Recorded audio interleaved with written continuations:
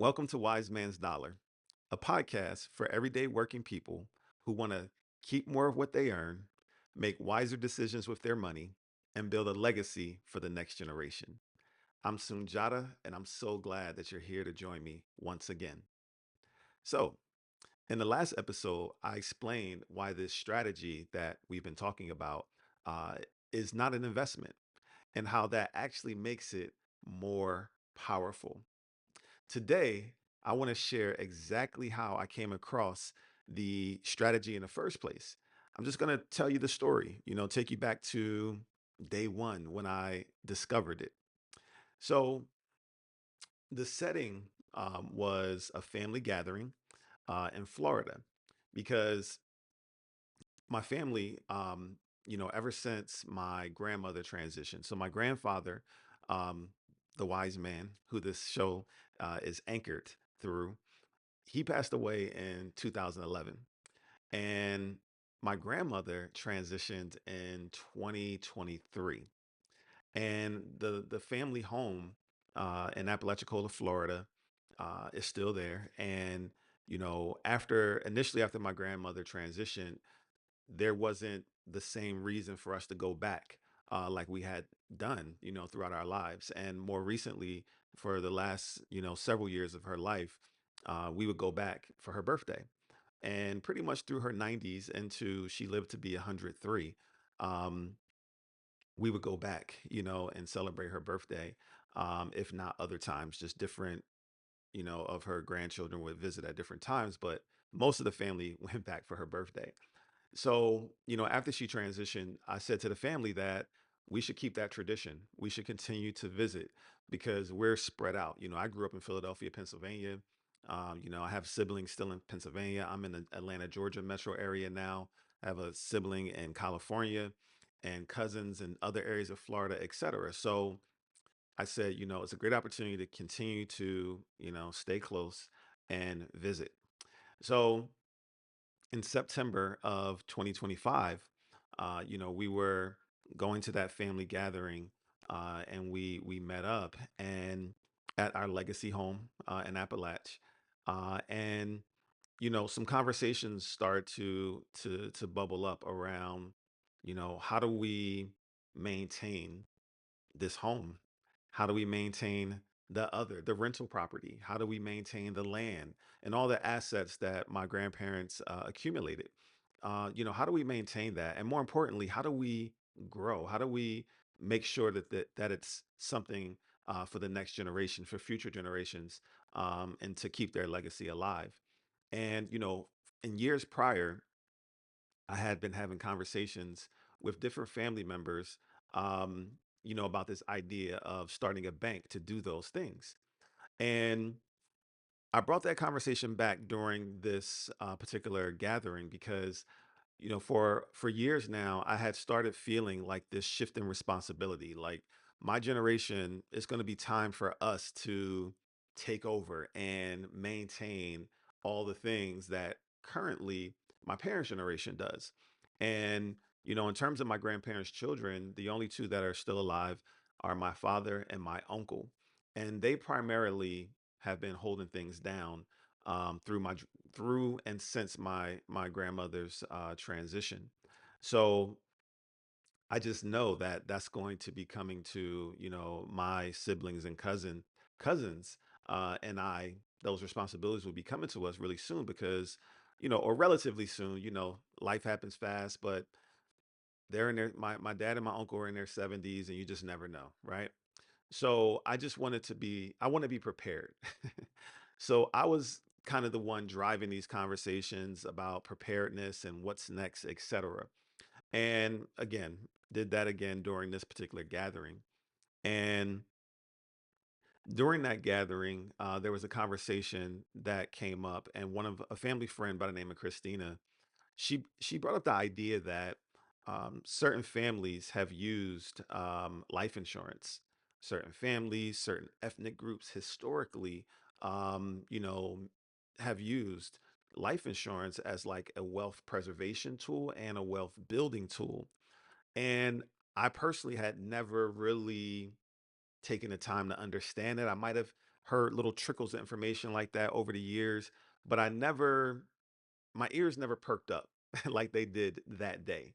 And she mentioned the idea of, when it comes to the legacy of my grandparents, but also of my father, because my father also owns several rental properties. And she mentioned the idea that we should take out an insurance policy above and beyond what he already has, just so that we would have the resources to maintain, again, what he's created, what they've created, etc. Just from a point of when they pass away, or when he passes away, there would be some money coming in to just make things a little easier above and beyond what he's already doing in terms of his estate planning. And again, it just got the wheels turning because I had never thought about it from the way that she spoke about it that day. So after our conversation, and of course, I brought back in my whole little idea about banking. Mind you, I don't even know where I got this idea from, but it just made sense to me that if we had a family bank, it would be a way for us to maintain the assets that our family accumulated, especially the monetary assets. If any monetary assets that were left behind, as well as if we decide to liquidate any of the real estate assets, instead of splitting that money up and spending it, and then it's just gone, and there's nothing to show for it. It's like, what if we borrow against it for the various big purchases that we may make throughout our lives? That was my idea. And it was like, we could probably give ourselves a better interest rate than we would get at any bank when it comes to financing, let's say, a car, or down payments on homes, or homes in general, depending on, what was possible and what we could grow. Appliances, furniture, just different things that some people, not all, tend to finance throughout their lives.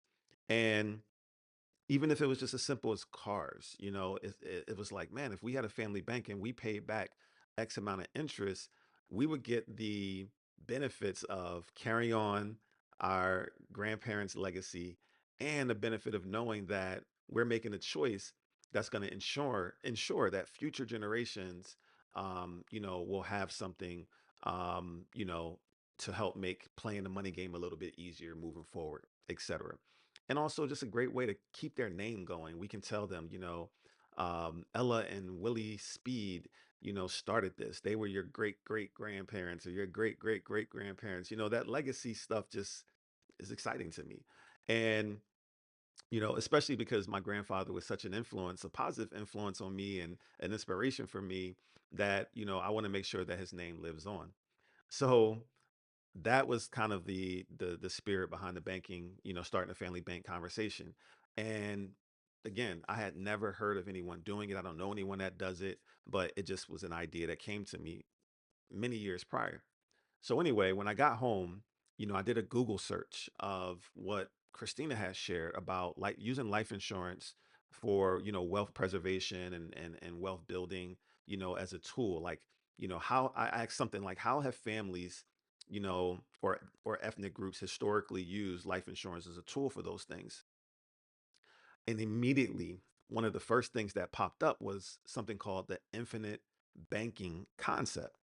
And also the Nelson Nash Institute.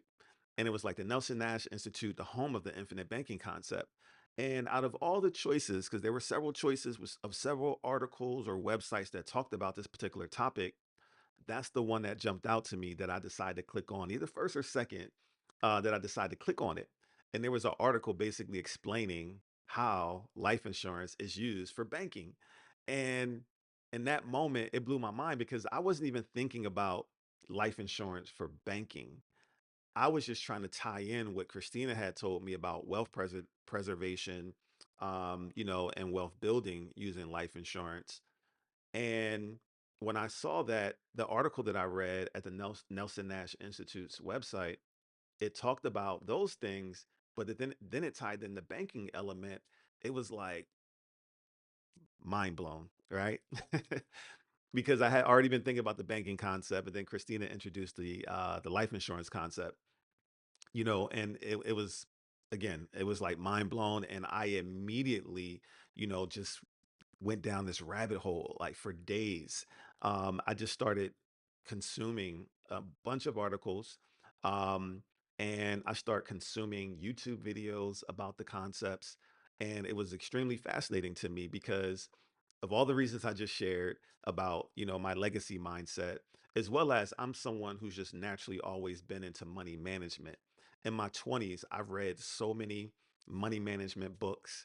I've been a budgeter all my life, and I've always been intentional about how I use and spend money. So it's a topic that's just a natural awareness for me.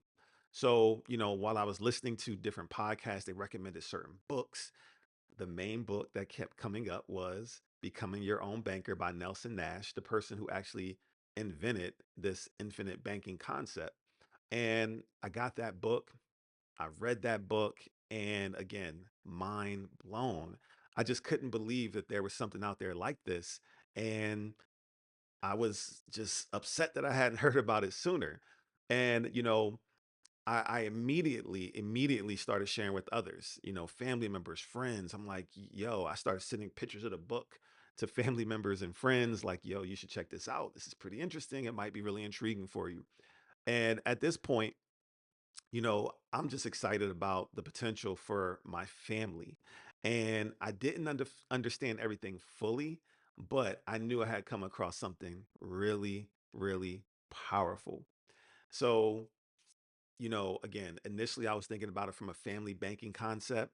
Eventually I started to realize, hold on, this is something that would benefit me and something I should implement personally, not just in the family, concept.